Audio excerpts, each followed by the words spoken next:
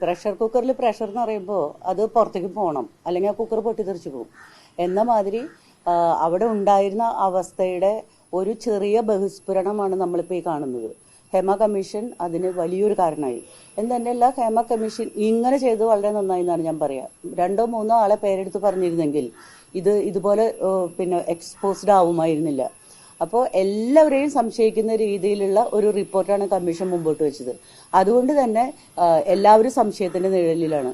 അപ്പോൾ അതുകൊണ്ട് ഈ പെൺകുട്ടികൾക്ക് അത് തുറന്നു പറയാനുള്ള ഒരു ധൈര്യം അതുവഴി കിട്ടുകയാണ് ചെയ്യുന്നത്.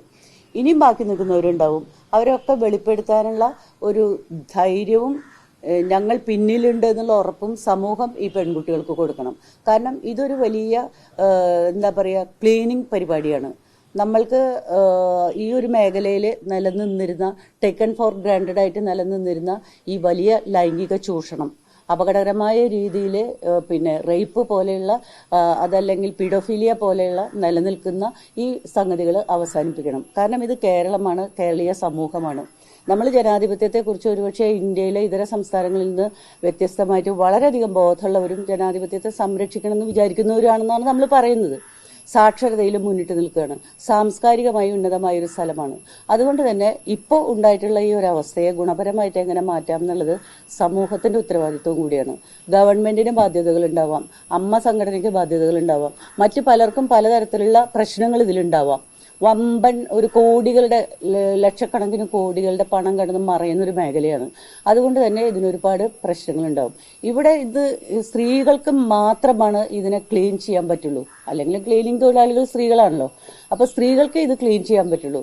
കാരണം ഇത് തുറന്നു പറയാൻ എല്ലാവർക്കും ധൈര്യം കൊടുത്തുകൊണ്ട്, അത് WCC മാത്രമല്ല, സ്ത്രീകളുടെ മൊത്തം സംഘടനകൾ, സമൂഹത്തിന്റെ മുഴുവൻ ആളുകളും ഇത് തുറന്നു പറയൂ കുട്ടികളെ, അല്ലെങ്കിൽ തുറന്നു പറയൂ എന്ന് പറഞ്ഞുകൊണ്ട് അവരെ സപ്പോർട്ട് ചെയ്ത് ഇത് പുറത്തേക്ക് വരണം. ഏത് വമ്പനായാലും അത് പുറത്തേക്ക് വരണം. രണ്ടാമത്തെ ഒരു കാര്യം, ഇതിപ്പോ പെൺകുട്ടികളോട് പരാതി കൊടുക്കൂ എന്നാണ് ആവശ്യപ്പെട്ടുകൊണ്ടിരിക്കുന്നത്.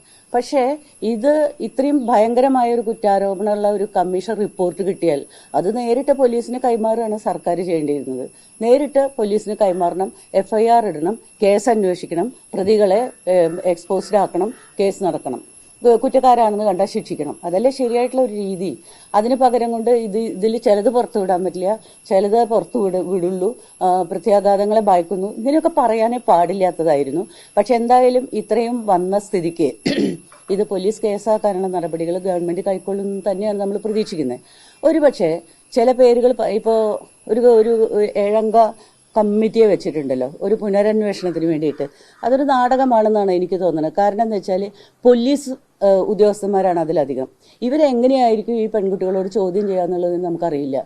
പുറത്തുനിന്നുള്ള ഒരു സമൂഹത്തിലുള്ള വളരെയധികം ഒന്നിനോടും ഈ സ്ത്രീകളുടെ ഈ പ്രശ്നത്തോടും മാത്രം പ്രതിബദ്ധത ഉണ്ടെന്ന് തെളിയിക്കപ്പെട്ടിട്ടുള്ള ഏതാനും അംഗങ്ങളുടെ സാന്നിധ്യത്തിൽ ഇവരെ ചോദ്യം ചെയ്യുക എന്നുള്ളതാണ് ചെയ്യേണ്ട ഒരു കാര്യം. അതിന് ഈ കമ്മിറ്റി തയ്യാറാകുമെന്നറിയണം. ഈ IPS ഉദ്യോഗസ്ഥന്മാരൊക്കെ അടക്കമുള്ള ഒരു കമ്മിറ്റിയാണ്. അത് രഹസ്യമായിട്ട് ചെയ്യുന്നോ പരസ്യമായിട്ട് ചെയ്യുന്നോ എന്നുള്ളത് വളരെ പ്രധാനപ്പെട്ട ഒരു കാര്യമാണ്. രഹസ്യമായിട്ടാണ് നിങ്ങളിത് ചെയ്യുന്നത് എങ്കിൽ ഭീഷണിപ്പെടുത്തി ഇതൊന്നും പറയിപ്പിക്കാതിരിക്കാനുള്ള ഒരു സാധ്യത ഉണ്ട് എന്ന് ഞങ്ങളെപ്പോലെയുള്ളവർ ഭയപ്പെടുക മാത്രമല്ല, അത് അങ്ങനെ നടക്കാൻ പാടില്ല എന്നുള്ള ഇതുണ്ട്. അപ്പൊ അതുകൊണ്ട് തന്നെ ഒരു സമ്മതർ എന്ന് പറയുമ്പോൾ രാഷ്ട്രീയ പാർട്ടിയോടോ ഭരണകൂടത്തോടോ ഈ അമ്മ സംഘടനയോടോ അങ്ങനെയുള്ള ഒന്നിനോടും കമ്മിറ്റ്മെന്റ് ഇല്ലാത്ത വളരെ വ്യത്യസ്തമായിട്ട് സ്ത്രീകൾക്ക് വേണ്ടി പ്രവർത്തിക്കുന്ന ഇഷ്ടംപോലെ ആളുകൾ ഇവിടെ ഉണ്ട്. അത് അവര് സ്ത്രീകളുടെ ലോയേഴ്സിന്റെ ഒരു സംഘടന തന്നെ ഇപ്പോൾ രൂപീകരിക്കപ്പെടുന്നുണ്ട് ഈ പ്രശ്നവുമായി ബന്ധപ്പെട്ടുകൊണ്ട്. അങ്ങനെയുള്ളവരെ കൂടി സാന്നിധ്യത്തിൽ വേണം ഈ പെൺകുട്ടികളെ ചോദ്യം ചെയ്യാൻ എന്നുള്ളതാണ്, അല്ലെങ്കിൽ അവരോട് മൊഴിയെടുക്കാൻ എന്നുള്ളതാണ് ഒരു ഈ പ്രശ്നങ്ങളെ വളരെ കൂലങ്കഷമായിട്ട് നോക്കുന്ന ഒരു വ്യക്തി എന്നുള്ള നിലയിൽ എൻ്റെ അഭിപ്രായം. വേറൊന്ന്, ഇനി വേണ്ടത് എന്ത് എന്നുള്ളതാണ്. ഇപ്പോൾ കുറ്റവാളികൾ ശിക്ഷിക്കപ്പെടുകയോ അതല്ലെങ്കിൽ തേച്ചുമാച്ച് കളയാൻ സമ്മതിക്കരുത്. അത് ജനാധിപത്യ സമൂഹത്തിന്റെ ഉത്തരവാദിത്വമാണ്. ഇത് തേച്ചുമാച്ച് കളയാൻ വളരെ അയഞ്ഞൊരു നിലപാട് നമ്മൾ സമീപിക്കുകയാണെങ്കിൽ അത് തേഞ്ഞുമാഞ്ഞ് പോയിക്കോളും. അതിനുള്ള ട്രെൻഡ് മുഴുവൻ അത് തേഞ്ഞുമാഞ്ഞ് പോകാനുള്ളതാണ്. അതല്ല, ഇതിലൊരു വ്യത്യാസമായിട്ടുള്ള ഒരു സംഗതി വേണമെങ്കിൽ സമൂഹത്തിന്റെ ഉത്തരവാദിത്വം സമൂഹം ചെയ്യണം. അല്ലാതെ എല്ലാ സർക്കാർ ചെയ്യട്ടെ, പോലീസ് ചെയ്യട്ടെ എന്ന് പറഞ്ഞ് കൈയൊഴിയുന്നതിൽ അർത്ഥമില്ല.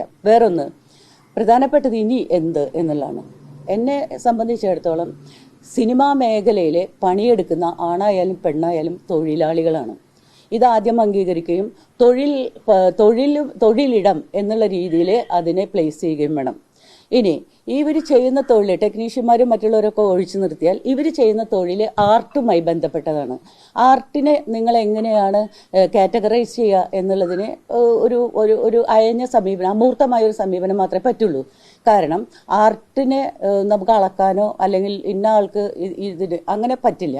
അത് വേറൊരു വിഷയമാണെങ്കിൽ പോലും എല്ലാ തൊഴിൽ മേഖലയിലും ഉള്ളതുപോലെ മിനിമം വേതനം ഇവർക്ക് ഉറപ്പുവരുത്തണം. മിനിമം വേതനം. ഒരു പെൺകുട്ടിയെ വിളിച്ചിട്ട് അല്ലെങ്കിൽ കുറെ സ്ത്രീകളെ വിളിച്ചിട്ട് ആ നായകനെ മറിഞ്ഞു ചുറ്റി ഓടുമ്പോൾ പിന്നിൽ നിരന്ന് നിൽക്കൂ എന്ന് പറഞ്ഞാൽ അവർ ഒന്ന് നിരന്ന് നിൽക്കും. ആ നിരന്ന് നിൽക്കുന്നതിന് അവർക്ക് ശമ്പളം കൊടുക്കണം, കൂലി കൊടുക്കണം. അത് മിനിമം എത്ര എന്ന് നിശ്ചയിക്കണം. ഇപ്പോൾ ഞാൻ തന്നെ സെയിൽസ് ഗേൾസിൻ്റെ ഒക്കെ പ്രശ്നത്തിൽ ഇടപെട്ടിട്ട് ആ സമരത്തിൻ്റെ പര്യവസാനം അവർക്ക് മിനിമം വേതനം നിശ്ചയിക്കുക എന്നുള്ളതായിരുന്നു. എന്ന മാതിരി ഒരു മിനിമം വേതനം ഇവർക്ക് നിശ്ചയിക്കണം. ഈ മിനിമം വേതനം നിശ്ചയിക്കുമ്പോൾ തന്നെ മറ്റ് തൊഴിൽ മേഖലകൾ പോലെയല്ല ആർട്ട് എന്നുള്ള ഒരു ഇതിന് പ്രാധാന്യം കൊടുത്തുകൊണ്ടുള്ള ഒരു വേതനമായിരിക്കണം നിശ്ചയിക്കുന്നത്. മറ്റ് എങ്ങനെ കാറ്റഗറൈസ് ചെയ്യണം എങ്ങനെയുള്ളതെന്നൊക്കെ ആളുകൾക്ക് തീരുമാനിക്കാവുന്നതിനൊക്കെ പിന്നെ വളരെ സങ്കീർണമായൊരു പ്രക്രിയയാണത്. പക്ഷേ ഇത് തൊഴിൽ മേഖലയാണ്, ഇത് തൊഴിലിടമാണ്. ആണായാലും പെണ്ണായാലും ഏറ്റവും അടിത്തട്ടിലുള്ള ആൾ തൊട്ട് ഏറ്റവും അങ്ങേയറ്റത്തുള്ള ആൾ വരെ തൊഴിലാണ് ചെയ്യുന്നത്. അതല്ലാതെ സേവനമൊന്നുമല്ല. അതല്ലെങ്കിൽ സിനിമയ്ക്ക് വരാനുള്ള മോഹമായിട്ട് വന്നവരാണ് വെറുതെ ചെയ്തോട്ടെ എന്ന് പറയുന്നത് പറ്റില്ല. അവരവിടെ നിൽക്കുന്നുണ്ടെങ്കിൽ അവർക്ക് അതിന് മിനിമം ഇത് കൊടുത്തിരിക്കണം. വേറൊന്ന്, തൊഴിലിടത്തിലെ സുരക്ഷിതത്വം അത് ആണിനായാലും പെണ്ണിനായാലും കിട്ടേണ്ടത് തന്നെയാണ്.